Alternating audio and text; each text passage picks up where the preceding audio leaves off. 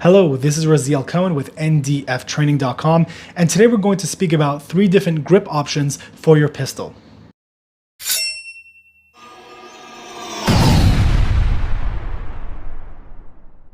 Now, generally speaking, I am very against the stock grip that comes on your pistol, whether that be a Glock, whether that be a SIG, whether that be a Smith & Wesson.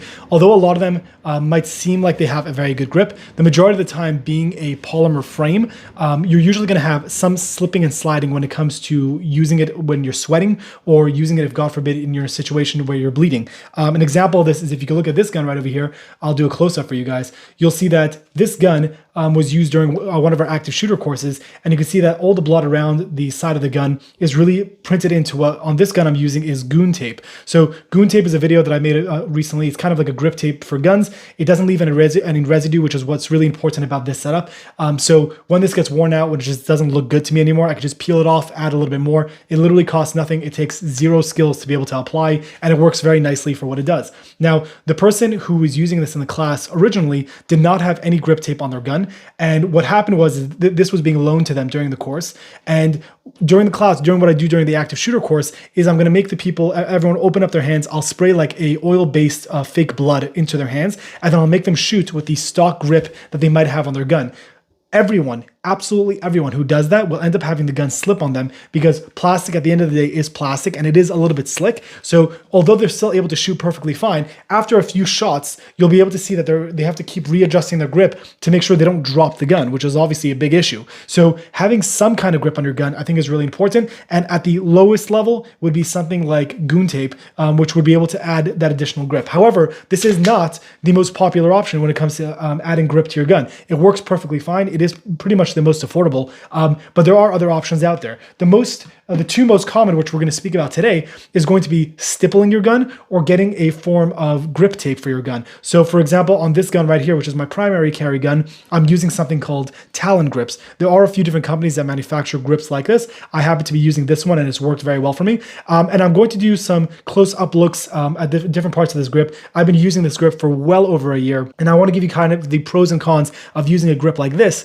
versus getting your gun stippled. So if you look, again, I'm going to be doing close-ups throughout this video so you get better idea of what I'm speaking about. But if you look at my gun right over here, you'll see that there is stippling around the trigger guard area, and the rest of the gun is now covered with the grip tape. The reason why that is because when I first got into firearms and I wanted to get a pistol, the number one thing that I was always told about was about stippling. Now, stippling at the time, again, it's not like it's so many years ago, but stippling was much more popular a few years ago when people were doing it for themselves and also sending it to companies to get it done. Now, to get my pistol fully stippled cost around $300. Besides for that, I also got the gun to be double undercut, which is definitely, I think, a worthwhile investment as well. So you get a little bit higher of a purchase onto the pistol. But the main thing was going to be about the cost towards stippling. So let's say around $250 to $260 just to get the gun stippled. Now, just like anything, there's going to be wear and tear on a product. So for me, after maybe 2, maybe 3 years of me using the stippling, all the stippling wore off because after gripping and firing and shooting and recoil management after a long time, the grip just is no longer there. So now your options are to re-stipple the gun and spend an additional $250 to $300, or you're going to have to do something else because there's only a certain amount of times you're able to get the gun stippled before it pretty much just burns a hole through the plastic, and then you have to buy a separate gun because that's the part that's serialized on a pistol, and then kind of what's the point? So after spending a lot of money on getting stippling work done, I found out about Talon Grips. Now again, Talon Grips, like the company Talon Grips, has a lot of different options of what they offer. The one that I went with originally was the sandpaper option. So it's a very, very, very aggressive sandpaper feel to the gun. And I really thought that's what I needed, considering after leaving from regular stippling. Turns out that's really not what I needed. Now, it doesn't mean it doesn't work for someone, but it was far too aggressive. And when I was doing a lot of draw strokes, I almost started bleeding on some of my fingers just because you're literally using sandpaper. So I really don't recommend that. Again, for some people it might be good, but for me it didn't work.